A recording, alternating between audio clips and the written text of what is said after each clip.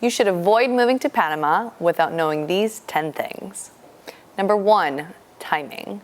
So no one's in too much of a rush here. So as long as you have a little bit of patience, you'll be fine.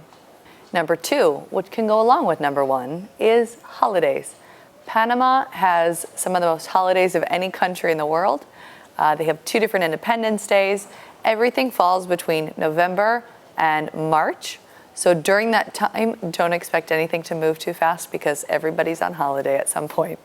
Humidity. So the humidity in Panama, it's the tropics. So there is quite a bit of humidity in Panama. We're sitting outside today at noon and it's fresh. There's a nice breeze. So I have come to love the humidity. It's great for your skin, it's great for your hair, but it surprises some people as soon as you get off the plane and those doors open and it hits you in the face. So it's definitely humid. Number 4 is taxes. So Panama has some of the lowest taxes in the world. It's really fun talking to North Americans, Canadians, Europeans, Americans about the taxes that they're used to paying back home, because here, for real estate, for income, for any of those things, Panama has some of the lowest taxes in the world. Number 5 will be that Panama, at the end of the day, is small. So the country itself is composed of about only 4 million people. So it can be a good thing or a bad thing. If you're a good person, it's usually a good thing. But Panama is small. At the end of the day, everybody knows everybody, especially when you get into the expat communities or into the Panamanian communities. So that's why it can be a good thing or a bad thing, depending on how you are. Number 6 would be the language barrier. So there's definitely an ease if you speak a little bit of Spanish here. You don't have to, but generally the younger generations will have some level of English.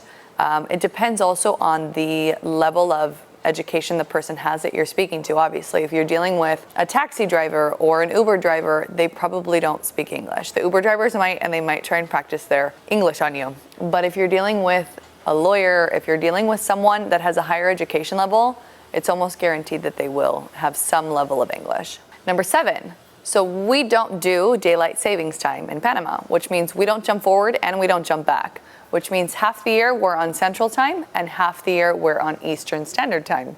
So for me that has kids, I don't have to change their bedtimes and it's fabulous. I prefer it. Number 8 would be traffic. So like I mentioned previously, Panama is small, especially Panama City.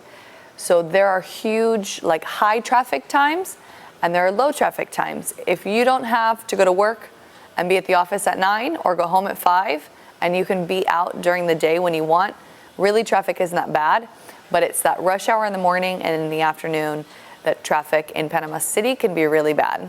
Number 9 will be natural disasters.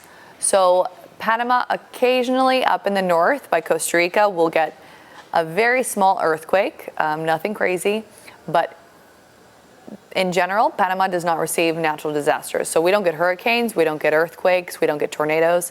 That was something I couldn't believe when I moved here from the Midwest, that they don't get any of it, but that's really why insurances and those types of overhead costs can be so low, because you don't have to compensate for all the natural disasters. And number 10, happiness. So Panama, on the level of happiness, has some of the happiest people in the world. If you read any of the studies of where the happiest people are in the world, Panama is always at least top 3. I've seen it various places top 1. So I don't know if it's that happy people live here or it's once you come here, you become happy, but either way, I'll take it. So those are the 10 reasons. If you have some reasons that weren't on this list and you'd like us to add them, let me know in the comments below, or you can reach out to me in the email there as well, and subscribe to our channel because we produce weekly content.